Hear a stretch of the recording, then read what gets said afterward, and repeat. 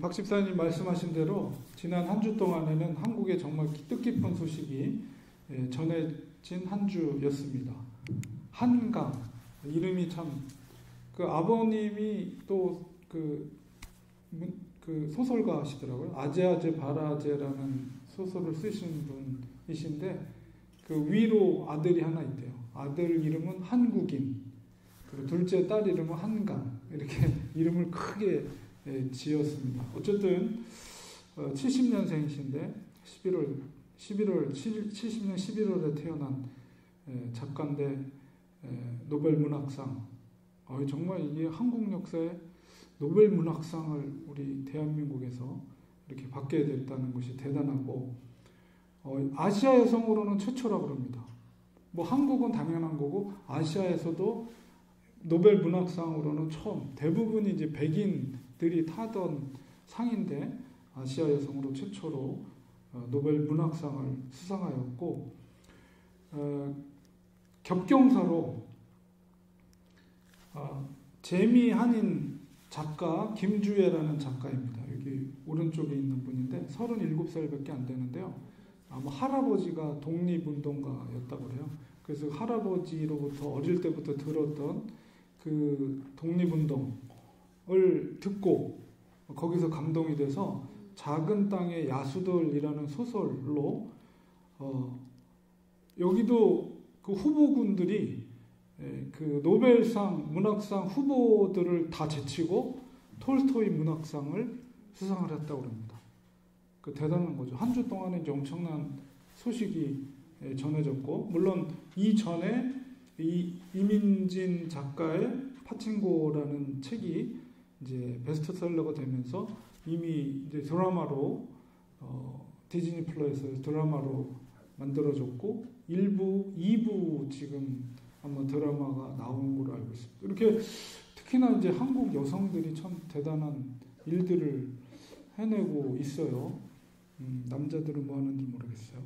어쨌든 이 김주애 작가가 37살밖에 안 되는데 어떻게 그 일제 식민지 시대 속에서 평범한 사람들이 어떻게 나라의 독립을 위해서 그들이 싸웠는가를 이렇게 진솔하게 썼대요. 그 책에서. 그래서 그것이 이제 톨스토이 문학상으로 수상을 받게 됐는데, 이들의 작품들을 보면 이민진 작가의 파친코나 뭐 우리 한강의 여러 작품들이라든가 그다음에 이 김주애 작가가 쓴 작은 땅의 야수들, 공통점이 뭐냐면 바로 그 현대사의 정치적인 아픔을 배경으로 하고 있다는 거죠.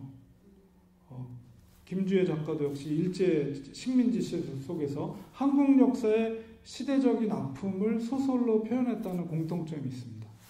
그래서 한국인이 갖고 있는 그 역사적인 아픔, 그러니까 우리 한국 사람들이 뭐 외세를 이렇게 침략하거나 침범하거나 그런 경우는 없는데 대부분 외세로부터 침략을 당해서 그 고통, 그래서 우리 한국인의 정서에는 정이라는 것도 있지만은 한이라는 정서도 있죠. 그래서 그 역사적인 아픔과 그 시대를 살았던 민초들의 고통을 극복하고 오늘날 한국인들이 어떻게 그 아픈 역사 속에서도 그것을 견뎌내고 극복하여서 지금 세계, 경제적으로 보면 세계 10대 강대국 안에 들잖아요. 이거 정말 한강의 기적이라기도 하고 한국 사람이 대단한 것 같아요. 지금 보면 뭐 아카데미상도 받았죠. 뭐 BTS 해가지고 뭐 빌보드 차트에 뭐 탑으로 뭐 블랙핑크 뭐 한류의 영향이 전 세계를 지금 휩쓸고 있고, 지금 이제 문학계에도 노벨 문학상을 받고 톨스토이 문학상을 받고 뭐 미국에서 베스트셀러가 되고 이런 걸 통해서 정말 대한민국이 대단한, 현재 이런 대한민국이 이렇게 세계에 이렇게 눈부시게 드러나리라고는 저희들이 어렸을 때는 상상도 못했던 그런 일들이 지금 이루어져 있고, 삼성이 소니를 이기고 LG가 모든 뭐 코스코에 가면 삼성, LG가 최고의 자리에 이렇게 디스플레이 돼 있잖아요. 이렇게 한국이 눈부신 발전을 한 것은 물론 다양한 이유가 있겠죠. 여러 가지. 그러나 저는 이제 또 목사로서 그 근본적인 것은 하나님의 축복이라고 봅니다. 대한민국에 뿌려진 믿음의 핏방울과 그 땀방울의 결과로 하나님께서 이토록 대한민국을 축복하시는 것이고, 또 이 마지막 때에 바로 한국 교회가 세계 선교를 위해서 해야 될 사명이 있기 때문에 하나님께서 한류를 통해서 전 세계 선교를 하는 데 있어서도, 저도 유럽에 나가서 보니까 아주 그 한류의 영향이 그 선교를 하는 데 있어서 굉장히 긍정적인 영향을 끼치고 있는 것을 제가 눈으로 목도하고 왔습니다. 그러니까 마지막 때 하나님께서 한국을 세계 선교를 위해서 사용하기 위해서 주님이 축복해 주셨다. 저는 이렇게 봅니다. 우리 교회 역사를 보면 이런 큰 고통과 핍박이 있었던 곳에 순교자들을 통해서 복음의 씨앗이 뿌려지고 그곳이 자라나서 결국은 열매를 맺어서 그 시대를 변화시키는 것을 보게 됩니다. 오늘 고린도 후서를 읽었는데요. 유럽 지역에 최초로 복음을 전했던 사도 바울의 헌신이 오늘 본문 속에 나타나 있습니다. 우리 고린도 후서를 읽었는데 고린도 후서는 사도 바울의 간증집과 같은 편지입니다. 왜 사도 바울이 간증과 같은 편지를 썼는가라고 했을 때, 고린도 교회 내에 사도 바울의 사도성을 공격하는 그런 세력이 있었어요. 그러다 보니 고린도 교회가 든든히 세워지기 위해서는 사도 바울을 공격하는 그런 세력들에 대해서 사도 바울이 자기가 변호해야 될 그런 소식을, 편지를 써야 될 그런 필요를 느껴서 고린도 후서를 쓰게 된 겁니다. 고린도 후서 오늘 본문 속에 보면 1장이죠. 1장 8절 9절에 사도 바울이 얼마나 헌신적으로 복음을 전하는 일에 힘썼는지를 말하고 있습니다. 1장 8절에 보니까 바울이 아시아에서, 여기서 아시아라는 것은 오늘날에는 뭐 우리 대한민국 속해 있는 이쪽을 아시아라고 하지만은 성경 속에 표현되어 있는 아시아라는 지역은 그 오늘날의 터키 지역, 7교회가 있는 지역과 그 위쪽에 그 지역을 아시아라고 성경에는 이제 명하고 있습니다.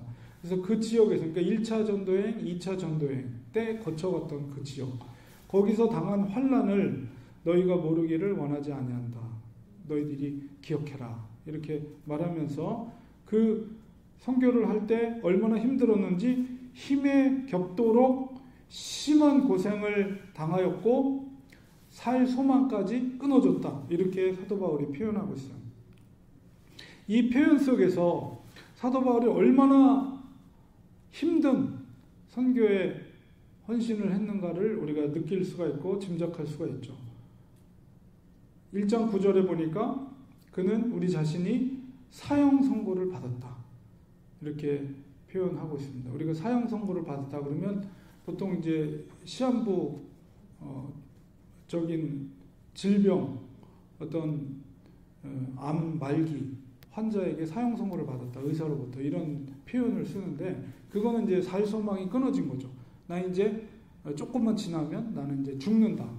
이 땅에서 이제 더 이상 살아갈 수 없게 되었다. 이렇게 표현할 때 내가 사형 선고를 받았다. 이렇게 표현하는데, 사도 바울도 그런 심정인 거예요. 나 이제 내가 감당할 수 있는 어떤 능력치를 벗어난, 너무나도 감당하기 어려운 그런 고통과 핍박이 나한테 밀려오게 되면 그냥 다 포기하게 되죠. 이제 이제는 끝이구나, 이런 생각을 갖게 되죠. 아마 사도 바울이 거기까지 나간 거예요.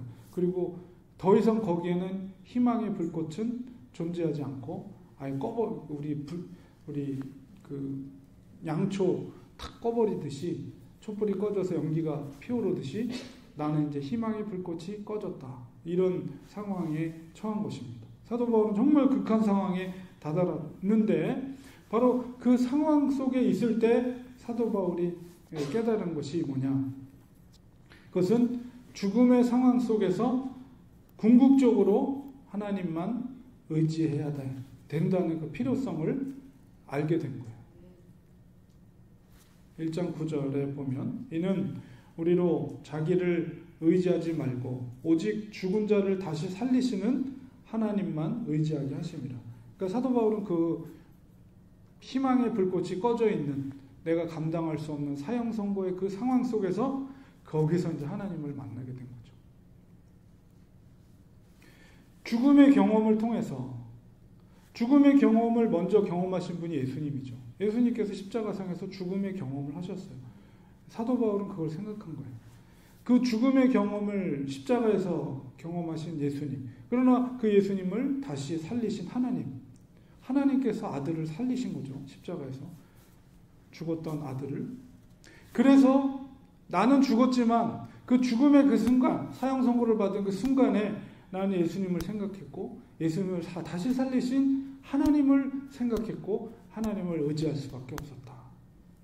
죽음의 권세를 이기신 예수 그리스도, 그리고 십자가에서 죽으신 예수님을 살리신 하나님, 그 하나님만 의지할 수밖에 없었다.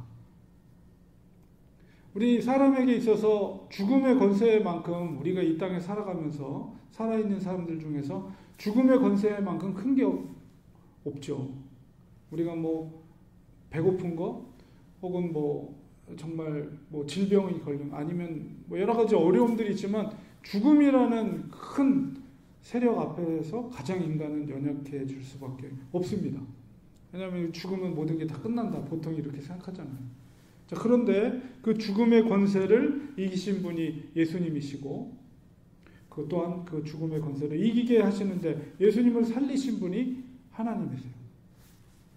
그렇기 때문에 어떤 위기도 우리가 하나님을 신뢰함으로써 어떤 위기 상황도 이길 수 있다는 거죠. 사도 바울은 그걸 체험한 거예요. 자기가 죽어질 때, 자금의 사형 선고의 그 상황 속에 있을 때, 살 소망이 없어졌을 때 거기서 만난 하나님의 은혜, 죽음조차도 극복하신 하나님의 능력, 이런 거를 체험한 것입니다.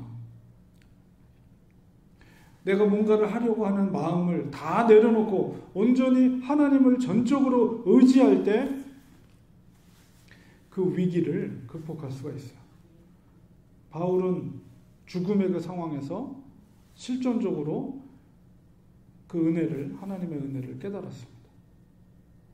우리는 거기까지 다다르지 않았더라도 이 바울의 고백을 통해서, 이 말씀을 통해서, 이 말씀의 주권을 인정하면서 우리는 그것을 깨달아야 돼요.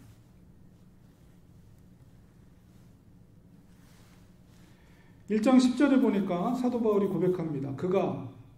그는 이제 하나님이죠.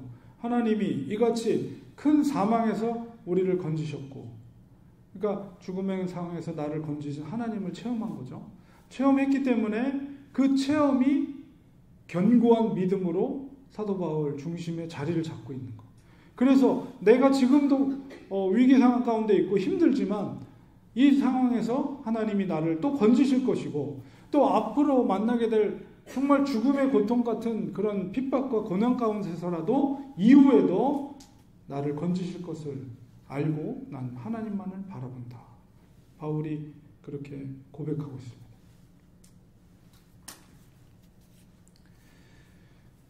때로는 우리에게도 이런 고난의 순간이 있을 수 있습니다. 우리가 평탄할 수 없죠. 우리 인생이라는 것이. 물론 여러분들도 돌이켜보면 정말 그런 순간이 있었을 것이고 어쩌면 우리 앞에 그런 순간이 다가올 수도 있을 것입니다. 자, 그럴 때 우리는 하나님께서 사도 바울을 다루신 거예요. 그 고난 가운데, 죽음 가운데 만나신 하나님의 은혜를 깨닫게 하시고 하나님의 사도 바울을 다루셨죠. 일상 속에서의 삶 가운데서는 절대 체험할 수 없는 그 믿음을 하나님은 그 고난을 통해서 사도 바울에게 깨닫게 하신 것입니다.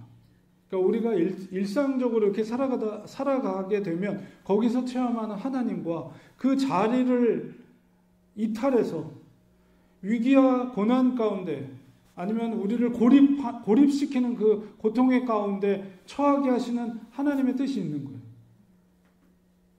그 자리를 벗어나지 않으면, 그 고난의 자리에 서지 않으면 거기서 만나는 하나님을 우리는 인식할 수가 없어요. 사도 바울은 그것을 깨달은 거죠. 그 고난 가운데서 하나님의 손길을 깨달았고 그 평탄한 길 속에서 만난 그 하나님과는 다른 능력의 하나님을 깨닫게 된 거예요. 그것이 믿음이 된 거죠. 견고한 믿음으로 연단한 거예요, 사도 바울을. 그렇기 때문에 그 연단된 사도 바울의 믿음, 견고한 믿음 속에서 어떤 고난도 뚫을 수 있는, 브레이크 트루 할 수 있는 하나님의 선교사로서의 그런 영성을 하나님이 준비시킨 것입니다. 그렇기 때문에 그 죽을 것 같은 수많은 고난을 뚫고 하나님의 뜻을 이룰 수가 있는 거죠. 죽을 것 같은 위기도 하나님의 주권 가운데 있다는 것을 사도 바울은 깨달았고, 또 우리는 사도 바울의 이 고백을 통해서 우리가 말씀을 통해 깨달아야 됩니다. 1장 11절 전반부에 보면 아주 중요한 또 통찰을 사도 바울이 하고 있어요. 너희도 우리를 위하여 간구함으로 도우라. 이는 우리가 많은 사람의 기도로 얻은 은사로 말미암아 많은 사람이 우리를 위하여 감사하게 하렵니다.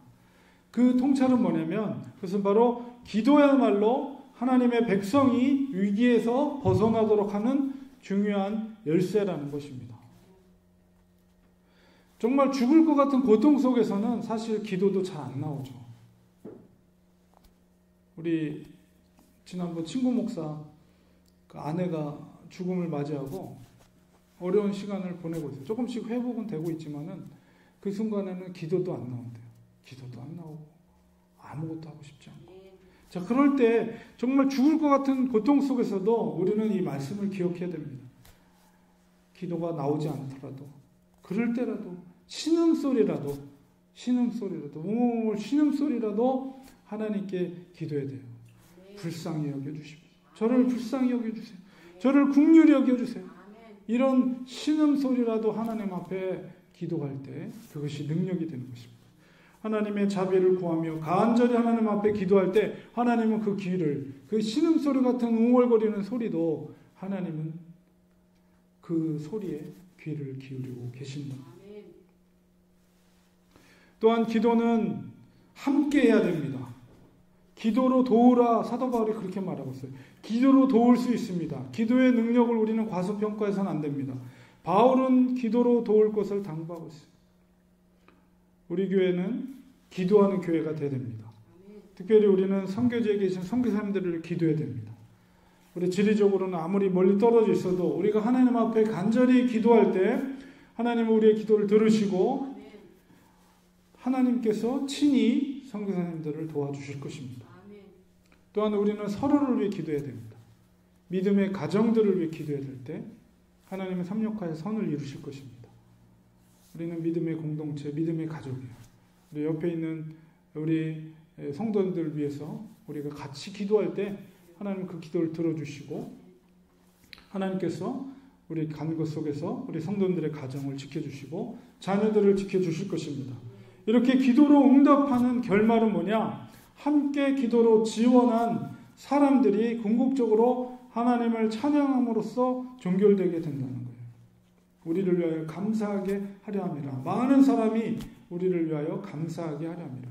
누구에게 감사해요? 하나님께 감사하는 거죠. 기도에 대한 응답에 대해서.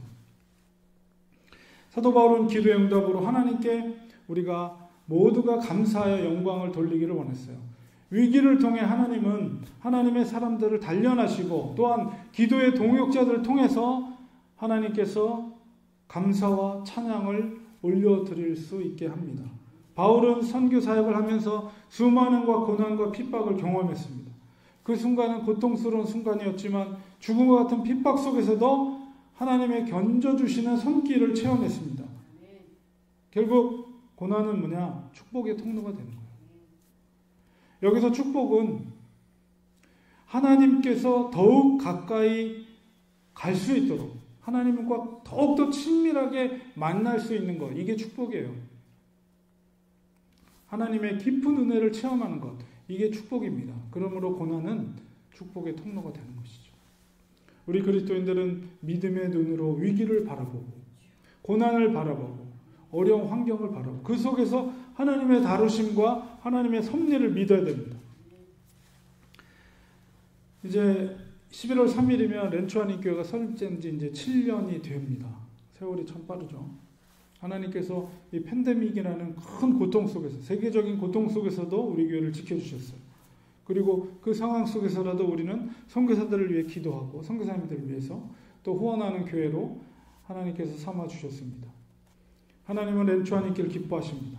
아무리 힘들어도 하나님께서 우리를 통해서 이루고자 하시는 사명에 우리가 집중할 때 하나님께서 우리 교회를 계속해서 사용해 주실 것입니다.